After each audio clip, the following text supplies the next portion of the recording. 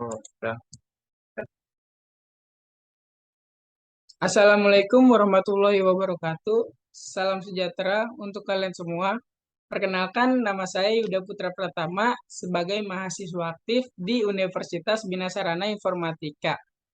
Kali ini saya ingin mempresentasikan tugas mata kuliah karakter building, di mana sebagai dosen pembimbing Bapak Wangsit Supeno, MM, disusun oleh Yuda Putra Pratama. Judul kali ini, Keprihatinan Bangsa tentang Bahasa Daerah. Oke, mari kita mulai di slide pertama. Apa itu bahasa daerah? Bahasa daerah merupakan salah satu aset budaya yang harus dijaga dan dilestarikan. Meskipun bahasa Indonesia merupakan bahasa resmi negara, bahasa daerah memiliki keunikan dan ciri khas yang tidak dimiliki oleh bangsa lain. Karena jika bahasa daerah kita punah, maka Indonesia akan kehilangan identitas diri bangsa. Oleh karena itu, penting bagi masyarakat untuk melestarikan bahasa daerah. Menurut data Organisasi Pendidikan, Keilmuan, dan Kebudayaan (PBB), UNESCO United Nations Education, Social and Culture Organization pada 2014 menyebutkan bahwa sebanyak 3.000 dari 6.000 bahasa di dunia hampir punah. Sebagian besar milik etnis minoritas. Oke, kita mulai di slide kedua. Penyebab punahnya bahasa daerah ada 4. Yang pertama, bahasa masa kini yang lebih funky atau gaul. Yang kedua, kurangnya dorongan dari pihak sekolah. Ketiga, pengaruh urbanisasi, globalisasi, dan modernisasi. Keempat, para penutur tidak lagi mewariskan bahasa ke generasi berikutnya. Dampak gunanya bahasa daerah ada 3. Yang pertama, hilangnya bahasa daerah mayoritas. Kedua, identitas nasional semakin terancam. Ketiga, budaya nasional perlahan menghilang. Beberapa bahasa daerah yang terancam.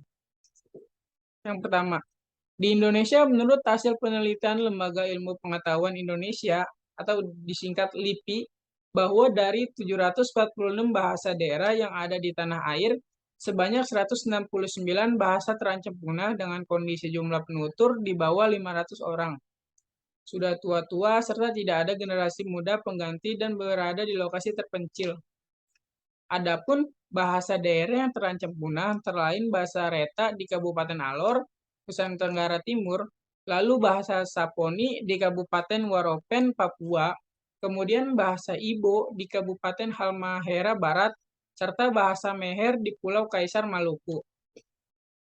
Pendapat ahli tentang kasus ini. Menurut Dendi Sugono, karena jumlah penuturnya berkurang hingga kurang dari 100 orang, dikategorikan terancam punah atau habis. Kunci mempertahankan bahasa daerah berada di tangan penutur bahasa daerah dan pemerintahan daerah dengan mengajarkan bahasa daerah kepada anak sebagai bahasa ibu, bahasa yang pertama kali dipelajari sebelum bahasa nasional dan bahasa asing. Pencegahan dan penanganan. 1. Menerbitkan buku tentang pentingnya bahasa daerah. 2. Berkomunikasi dengan bahasa daerah setempat. 3. Mengikuti acara kebudayaan. Dalam rangka melestarikan bahasa daerah, pemerintah juga dapat berperan aktif dengan membuat program-program yang bertujuan untuk melestarikan bahasa daerah.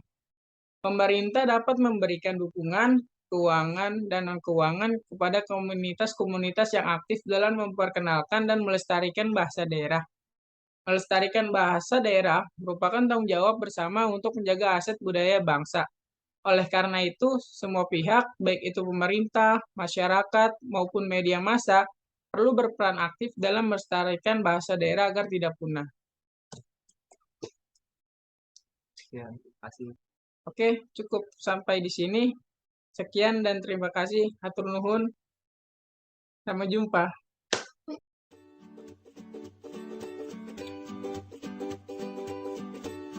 Oke, kita akan belajar mengenal bahasa daerah di Indonesia. Indonesia kaya bahasa daerah. Tahukah kamu, Indonesia memiliki 652 bahasa daerah yang telah diidentifikasi dan divalidasi. Bila diakumulasi per provinsi, ada 733 bahasa daerah. Papua memiliki paling banyak bahasa daerah, yaitu 384 bahasa daerah. Jumlah persebaran bahasa berdasarkan wilayah. Di Sumatera 26, Kalimantan 57, Jawa dan Bali 10, Sulawesi 58, NTB 11, NTT 68, Maluku 66, dan Papua 384.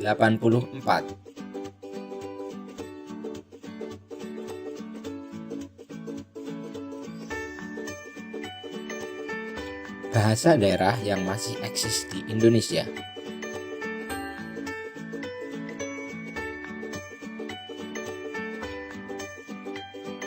Tahukah kamu? Ada 18 bahasa daerah yang vitalitasnya dalam kondisi aman dan eksis.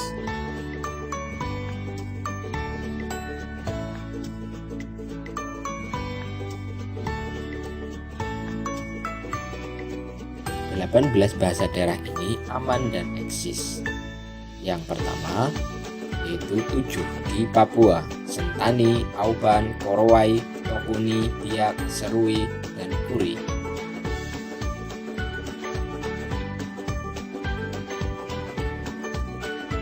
Di Jawa ada 3, yaitu Jawa, Sunda, dan Madura. Kemudian 3 di Sumatera, yaitu Aceh, Melayu, dan Minangkabau. Kemudian 3 di Sulawesi, yaitu Bugis, Muna, dan Makassar. Selanjutnya ada di Bali, yaitu 1 bahasa Bali. Kemudian ada 1 lagi di NTB, yaitu Sumbawa.